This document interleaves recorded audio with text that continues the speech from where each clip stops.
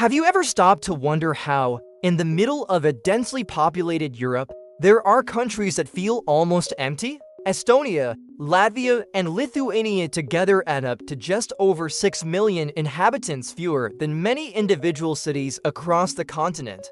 This contradiction raises an intriguing question. Why does the heart of Northern Europe seem to beat in silence? The answer is not as simple as people left. What lies behind the Baltic population decline involves wars, deportations, mass migrations, and even individual choices that reveal a silent crisis. Contrary to what many assume, it's not just about economics, it's history, culture, and geopolitics shaping destinies. The most surprising part is that this phenomenon rarely makes headlines. It's as if it were a secret locked away, a missing piece of the European puzzle that few dare to examine. And precisely for that reason, understanding the causes of this emptiness can completely change the way you see not only the Baltics, but also the future of the entire continent. Few realize that, despite Europe being one of the liveliest continents, the Baltic countries move in the opposite direction. Estonia, Latvia, and Lithuania together have a relatively small population, comparable to just a fraction of New York City's residents. This contrast paves the way to deeply understand the phenomenon of Baltic population decline, which intrigues scholars and sparks the curiosity of attentive travelers. When compared to the Netherlands, the difference is striking. Over 17 million people live there, in a territory even smaller than the three Baltics combined. This highlights how Estonia, Latvia, Lithuania demographics do not follow the same density logic seen in other regions. It's as if there were plenty of space, but too few people to fill it. This shortage of inhabitants raises the question, why people leave the Baltics? The answer is not found only in economic factors, but also in historical movements that shaped the region.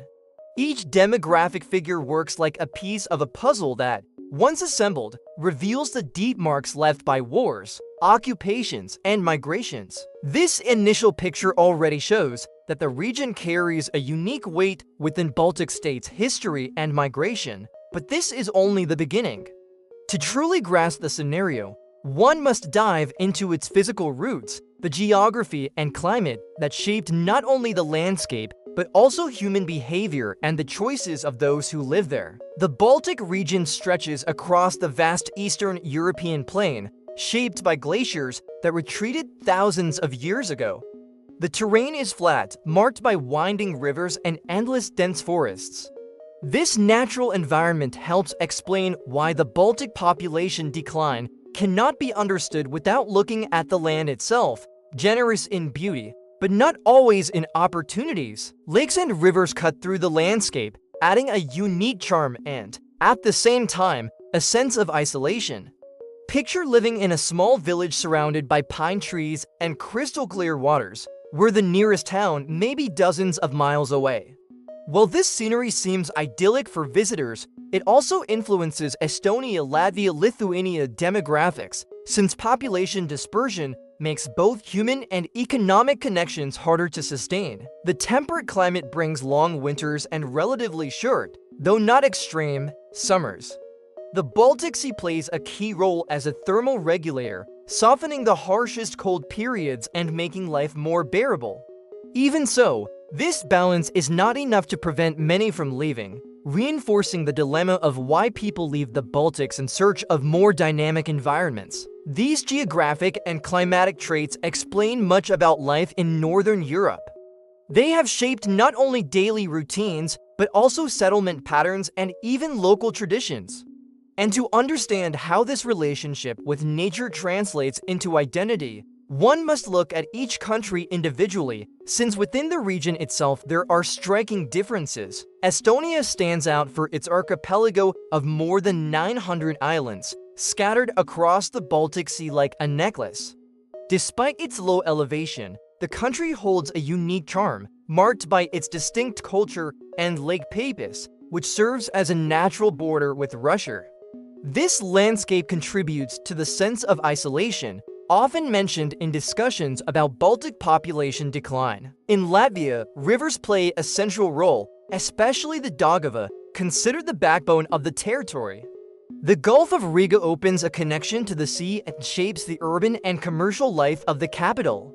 Gauja National Park, known as the Switzerland of Latvia, shows how nature can be an attraction, yet paradoxically, geographic dispersion weighs heavily on Estonia Latvia Lithuania demographics, making population retention difficult. Lithuania, on the other hand, is known as the land of forests and lakes, with more than 6,000 scattered across its territory. Despite its short coastline, it is home to the spectacular Curonian Spit, a unique ecosystem shared with Russia. This natural heritage impresses visitors, but for many young locals, it is not enough to prevent the search for opportunities abroad, reinforcing the dilemma of why people leave the Baltics. These particularities show that, although united by geography and history, each country preserves a distinct identity. And these differences are reflected in their ability to endure, adapt, and even prosper over time. To better understand how they arrived at this point, it is essential to look back to their beginnings, where Baltic states' history and migration first began to take shape. In the early days, the region was inhabited by peoples of very different origins. Estonians belonged to the Finno-Ugric group, with cultural ties closer to Finland than to their Baltic neighbors.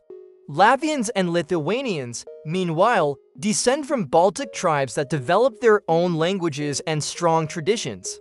This ethnic mosaic is one of the pillars for understanding the complexity of Baltic states' history and migration. In the 13th century, Teutonic Knights and the Livonian Order advanced over Estonia and Latvia. The Baltic Crusades carried both military and religious purposes, enforcing Christianity by force. This domination profoundly altered the population dynamic, leaving marks that still echo in studies about Baltic population decline, since wars and displacements have always shaped demographic foundations. Lithuania, however, followed a different path. It resisted invasions and eventually formed the powerful Grand Duchy of Lithuania, which became the largest state in Europe. By joining with Poland, it gave rise to the Polish-Lithuanian Commonwealth, which shaped borders and encouraged large-scale internal migrations. This episode is often cited in analyses of Estonia Latvia Lithuania demographics as evidence of how political power can either attract or drive away populations. These ancient movements not only defined territories, but also consolidated identities. The way each people reacted to external pressure reflects their cultural resilience. And that resistance did not end there, for the advance of other empires would go on to shape new phases of conflict, imposing even greater challenges that help explain why people leave the Baltics at so many points in their history. Starting in the 17th century, the Baltic territories became the stage for fierce disputes between major powers. The Russian Empire and the Kingdom of Sweden fought for control of ports and strategic routes, and each change of flag brought profound social shifts. This scenario contributed to the Baltic population decline, as constant conflicts pushed populations to migrate or endure long periods of instability. By the late 18th century, the Russian Empire consolidated its rule over Estonia, Latvia, and Lithuania. The incorporation was not only territorial, but also cultural, with policies of Russification aimed at erasing local languages and traditions. These efforts directly affected Estonia Latvia Lithuania demographics, forcing families to adopt customs that were not their own, which often sparked resistance movements or even escape. The 19th century deepened this process, but also gave birth to the so-called national awakening. During this period, intellectuals and artists began to value folklore and native languages, creating a collective sense of identity. It is striking how cultural appreciation worked as a response to the phenomenon of why people leave the Baltics, since it helped people connect to their roots even under heavy imperial pressure. These decades of tension showed that the struggle was not only for territory, but also for memory and belonging. Every folk song or book published in a local language was an act of resistance. This flame of identity kept hope alive, preparing the ground for the 20th century, when new challenges and tragedies would further shape Baltic states' history and migration. With the end of World War I in 1918, Estonia, Latvia, and Lithuania proclaimed their independence. It was a moment of pride, but also of fragility as their political structures were still young. This short two-decade period of sovereignty is remembered as a time of hope, abruptly cut short. Many historians connect this early instability with the roots of the Baltic population decline, since early crises eroded the confidence of part of the population. The Molotov-Ribbentrop Pact of 1939 sealed the region's fate. The secret agreement between Nazi Germany and the Soviet Union handed the Baltic territories to Soviet control. Soon came mass arrests, political persecution, and deportations, which deeply affected Estonia Latvia Lithuania demographics. Entire families were torn from their homes and sent to remote regions of Siberia. During World War II, Nazi rule replaced Soviet control, but only for a few years. When the USSR regained dominance, it established an even longer period of terror. Decades of repression, censorship, and surveillance followed. The so-called Forest Brothers, resistance groups hiding in the woods, showed that not everyone accepted this reality passively. This constant struggle helps explain why people leave the Baltics, as many chose escape over submission. This succession of tragedies left deep scars on the social fabric. Deportations, combined with deaths in conflicts and the destruction of the Jewish community, significantly reduced the population. Baltic states' history and migration shows that every political change was accompanied by migratory waves, often forced, that radically altered the human profile of the region. And all of this prepared the stage for the revolutions that would erupt in the 1980s. In the 1980s, Soviet pressure began to show signs of wear. Amid a still rigid regime, a curious revolution emerged. The so-called Singing Revolution. Thousands of people gathered in public squares to sing traditional songs, peacefully defying the established power. This collective act reinforced cultural identity, something essential to counter the trend of Baltic population decline, since it kept the sense of belonging alive. The peak of this movement came in 1989 with the Baltic Way, a human chain of nearly 2 million people linking Estonia, Latvia, and Lithuania across more than 400 miles. It was as if the entire population were declaring to the world, "We are united, and we want freedom." This iconic gesture revealed that Estonia Latvia Lithuania demographics were not just cold numbers, but also an expression of courage and unity in times of change. Between 1990 and 1991, the three countries once again proclaimed their independence. The process was not simple, but this time it solidified their definitive exit from the Soviet sphere. This step is crucial to understanding why people leave the Baltics. Many who had fled or been deported now saw the chance to preserve ties or even return. Still, the scars of repression would not disappear easily. The cycle of liberation reached a milestone in 2004 when all three nations joined NATO and the European Union. This political move secured protection and opened the door to economic integration. At the same time, it placed the countries within new migration flows, recording in Baltic states' history and migration a different stage, one where citizens now had the freedom to move and work across the continent. But that very freedom also introduced new dilemmas. Even after achieving political stability and international recognition, the Baltic countries continue to face a delicate issue. Their populations remain small and vulnerable. The sum of wars, deportations, and economic crises explains much of the Baltic population decline, but the truth is that the impact was so deep it is still felt today, both in the streets and in the statistics. During World War II, millions lost their lives, and entire communities such as the Jewish population were almost completely wiped out. Then came the Soviet deportations, which sent hundreds of thousands of people to remote regions of Siberia. These events dramatically altered Estonia Latvia Lithuania demographics, wiping out entire generations and breaking the region's social balance. Unlike what happened in Western countries, the Baltics did not experience a baby boom after 1945. On the contrary, birth rates remained low, making the problem even worse. This lack of population renewal is among the reasons for why people leave the Baltics, as many saw little future in societies marked by collective trauma and fragile economies. In the 1990s, with the collapse of communism, economic hardships pushed even more young people to leave. And when the countries joined the European Union in 2004, mass migration accelerated, especially toward the United Kingdom, Ireland, Germany, and the Nordic nations. Thus, integration with the West, an important milestone in Baltic states' history, and migration ironically sped up the exodus of people, creating a paradox that persists to this day. The numbers help illustrate the depth of the problem. Estonia, which had about 1.6 million inhabitants in 1989, today counts just over 1.44 million. At first glance, this reduction may not seem dramatic, but it clearly reflects the Baltic population decline. Every percentage point lost is the result of decades of social and economic transformations. Latvia presents an even more drastic scenario. From 2.7 million inhabitants, the country has fallen to 1.9 million in just over 30 years. This shrinkage places an enormous weight on Estonia Latvia Lithuania demographics, as a significant portion of the population simply left.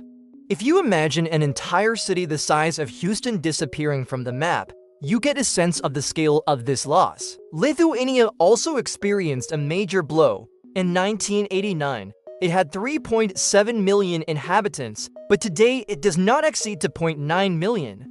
That means nearly 1 million people fewer. The explanation of why people leave the Baltics during this period goes far beyond economics. It involves expectations, identity, and the search for opportunities that seemed absent in their homelands. Together, the three countries lost approximately 1.8 million people in 3 decades. This decline is not just statistical, but human. Baltic states' history and migration shows that each number represents entire families, traditions, and stories that took different paths. And the reduction doesn't stop there, as low birth rates and population aging now emerge as new obstacles. Birth rates in the Baltic countries remain below the replacement level of 2.1 children per woman. In many cases, the numbers hover around 1.5 or even less, which accelerates the Baltic population decline. This means that with each generation, fewer children are born to balance the age pyramid. The situation becomes more complicated because it is precisely young people of childbearing age who emigrate the most. Many leave for the United Kingdom, Germany, or Ireland in search of better wages, education, or quality of life.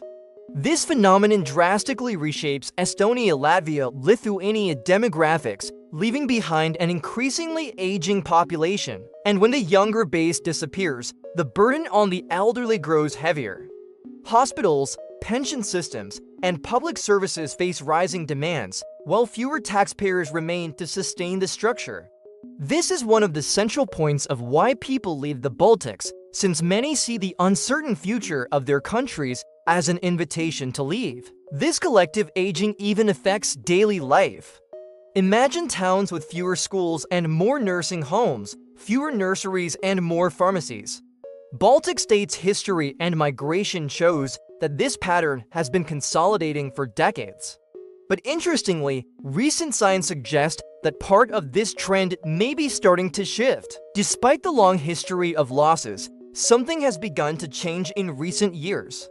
Estonia, for example, has shown population growth since 2011, albeit at a moderate pace. This movement contrasts with the long period of decline and shows that the Baltic population decline is not a definitive sentence. Digitalization and good quality of life have been drawing people back. Lithuania also began recording growth starting in 2020, after decades of continuous emigration. Seeing the migration balance turn positive came as a surprise. This return directly impacts Estonia Latvia Lithuania demographics, since many qualified young people are coming back to start businesses or work in emerging sectors, such as technology and services. Latvia, however, is still experiencing decline. Yet, with similar trends emerging in its neighbors, there is hope it may soon reverse the pattern. The question of why people leave the Baltics may be gaining a new answer, because now some are returning, seeing opportunities that did not exist before. These signs do not mean the problems have disappeared, but they show that the countries are not standing still in the face of crisis. Baltic states' history and migration proves they have already endured far greater challenges. And now, with stable economies and modern societies, new conditions are emerging to attract people again, especially when we look at the current landscape. Today, the Baltic countries are modern, stable, and offer a surprisingly high quality of life. Cities like Tallinn, Riga, and Vilnius blend medieval architecture with technology hubs, creating a unique atmosphere. Even though the numbers reflect the Baltic population decline, daily life reveals organized, safe societies that are well connected to the world. Tourism is also on the rise. Castles, forests, lakes, and the charm of historic towns attract visitors from across continents. This movement not only strengthens the economy, but also helps reshape Estonia Latvia Lithuania demographics, as many tourists end up falling in love with the region and choosing to settle there whether to study, work, or even start a business. Quality of life is also reflected in social indicators. Free education, functional healthcare systems, and cities with low crime rates are appealing factors that spark curiosity for those wondering why people leave the Baltics. After all, when looking only at the present, leaving seems difficult to justify, even though historical factors still weigh heavily. This balance between past losses and recent achievements shows that the story is far from over. Baltic states' history and migration continues to open space for new chapters, especially with the rise of technology and innovation, most notably in Estonia, which now inspire the entire region. Estonia has rightfully earned the title of Europe's digital capital. Tallinn hosts a vibrant tech ecosystem, ranging from local startups to globally recognized unicorns. This modern environment helps slow the Baltic population decline by giving young people a concrete reason to stay in the country instead of seeking opportunities solely abroad. One of the most well-known examples is the e-residency program. With it, any foreign entrepreneur can open a company digitally without physically living in the country. This innovative model has reshaped Estonia Latvia Lithuania demographics, attracting not only investments, but also talent that circulates and connects with the region on a global scale. Tech startups also play a key role. Software companies, fintechs, and digital platforms are creating skilled jobs and raising the region's international reputation. This dynamism shows that the answer to why people leave the Baltics can be transformed into a reason to stay or even to return when people see a future, a sector that is constantly expanding. This technological leap is not only reshaping the economy, but also redefining the cultural and social identity of the region. Baltic states' history and migration is entering a new chapter, marked by innovation and global connectivity. Yet, it is still essential to consider how the diaspora, spread across so many countries, continues to influence the present and the future of these small states. Baltic communities scattered around the world play a surprising role in the life of their homelands. Ireland, the United Kingdom, and the United States are destinations where the diaspora is highly active, and from there come cultural and even economic influences. This movement helps to balance, at least in part, the Baltic population decline, since it keeps strong ties alive even from a distance. Remittances sent by emigrants represent an important source of income for families who stayed behind. This financial flow sustains local consumption and provides stability in areas that might otherwise be more fragile. In this way, Estonia Latvia Lithuania demographics are not limited to those living within the borders, but also include those who indirectly participate through these contributions. Culturally, the diaspora keeps traditions alive. Festivals, choirs, and folk groups in overseas communities preserve language and music, reinforcing identities that cross the Atlantic. For many scholars, this also helps explain why people leave the Baltics, since migration does not necessarily mean abandoning the homeland, but rather expanding its ties into new lands. These international networks create opportunities for cooperation, whether in business or educational exchanges. Baltic states' history and migration shows that, throughout the centuries, the departure of people has not meant a total severing of ties. On the contrary, it opened paths that today strengthen the connections between past and present, even in the face of new geopolitical challenges. The strategic location of the Baltic countries on the border with Russia makes the region a sensitive point on Europe's geopolitical chessboard. This position brings constant tensions and challenges that directly affect the Baltic population decline, since the feeling of insecurity can influence migration decisions. In times of uncertainty, many prefer to seek refuge in more stable environments. The relationship with NATO has gained even greater importance after the war in Ukraine. The presence of allied troops and joint military exercises reinforce regional security, but also highlight that risks remain. This scenario weighs heavily on Estonia Latvia Lithuania demographics, as those living in border areas feel the emotional and economic impact of these tensions. For younger generations in particular, the prospect of living in a potential conflict zone is discouraging. This helps explain why people leave the Baltics, even when there are good living conditions and opportunities. The sense of constant instability can outweigh the benefits and drive decisions fueled by fear. These geopolitical factors show that security is a key element in demographic planning. Baltic states' history and migration has already proven that wars and occupations can alter the fate of entire nations. And in the current scenario, governments are seeking strategies not only to protect themselves, but also to ensure that their populations remain and grow. Faced with so many challenges, the Baltic governments have begun adopting bold measures to slow the Baltic population decline. Among them are pro-natal policies that offer financial benefits and support to families who decide to have more children. These initiatives aim to balance the age pyramid and renew the generations lost over the past century. Another strategy is the attempt to attract skilled immigrants. Many professionals in technology, healthcare, and education are being offered opportunities to work in the region. This movement is gradually reshaping Estonia Latvia Lithuania demographics, bringing cultural diversity and new expertise that contribute to economic growth.